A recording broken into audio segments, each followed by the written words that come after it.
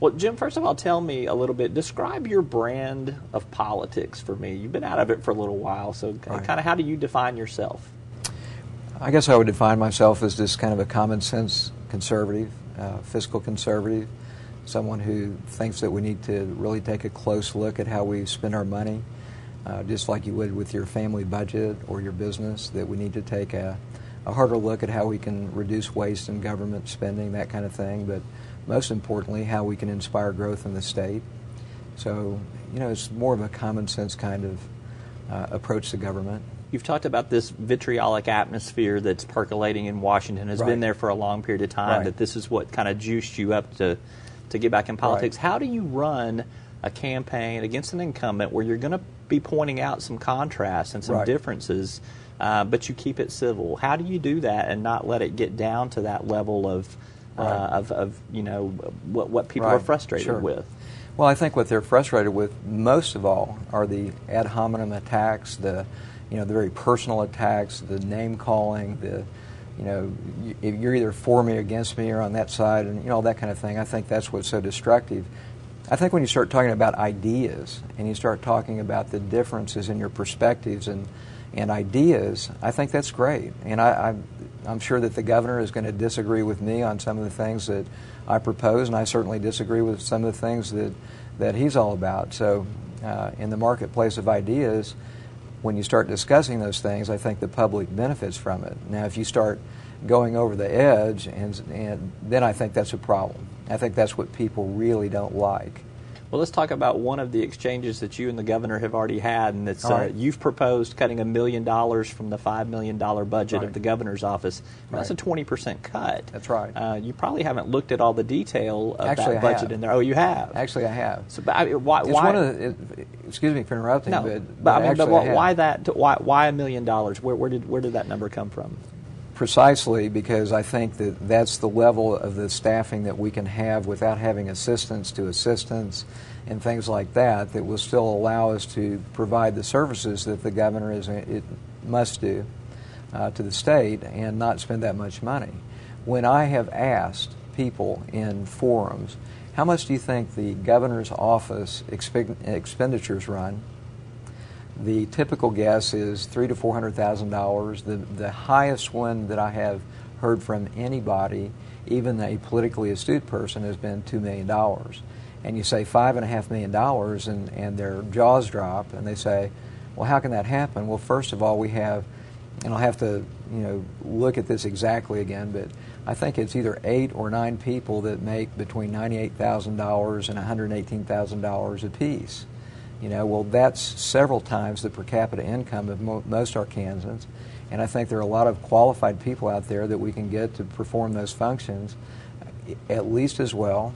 And I'm not criticizing any of them. I think a lot of them are very bright people, and some are friends of mine. But I think we need to start at the top.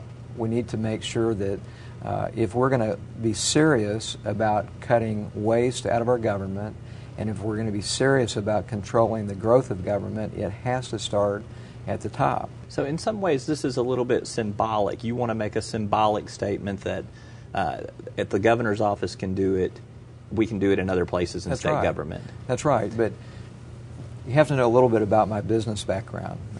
I used to be a troubleshooter in the hotel business where I would go around and they picked me because I would go in and analyze problems and then fix them. I've done the same thing as we have bought companies, taken over companies, even companies that I've helped start. I go in, I look at it objectively, I work harder than anybody else, I work more hours. Anybody who knows me will verify this.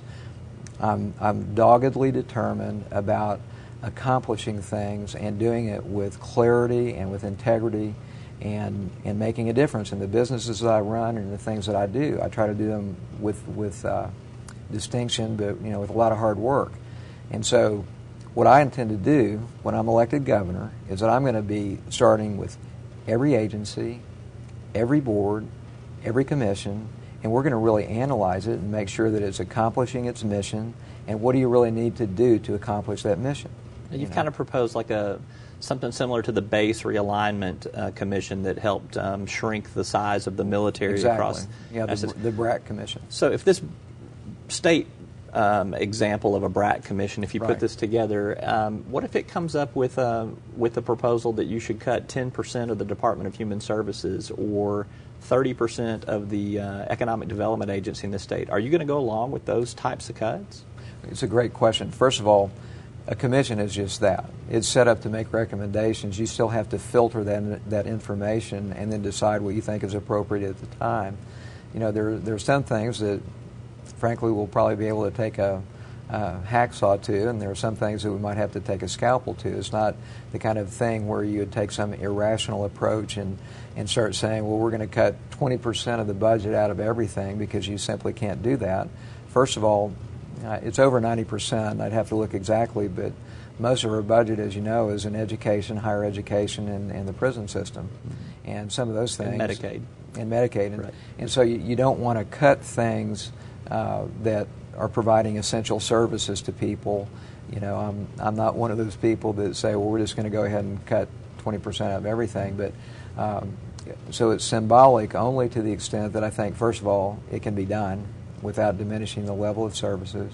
And but I think it sends a clear message that if the governor's office can take the first step to do it, then we ought to be able to have every agency really analyze their budget and be serious about reducing those costs. All you have to do is look at the number of people that are employed by state government today versus 6 years ago, or 4 years ago, 10 years ago, 20 years ago, to see what has happened. It's been almost a geometric progression of growth, and we need to stop that, because we really have the same problems in our state that we do at the federal level. They just haven't caught up to us yet. Would you consider symbolically not taking a salary for being the governor of the state of Arkansas? I think the salary should be doubled. No, I'm just kidding.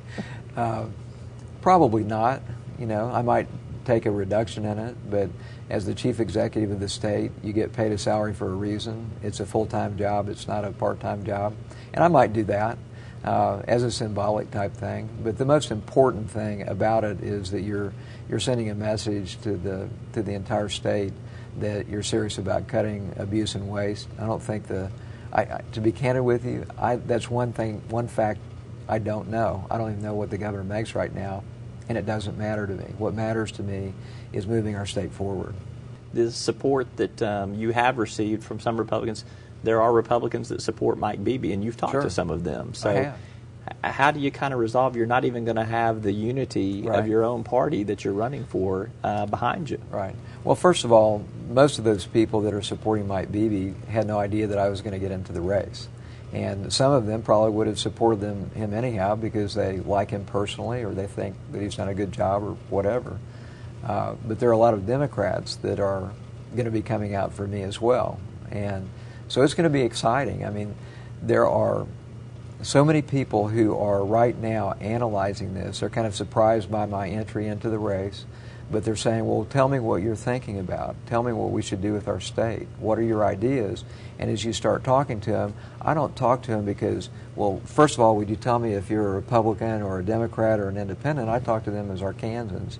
And I say, here are the things that I'm interested in doing.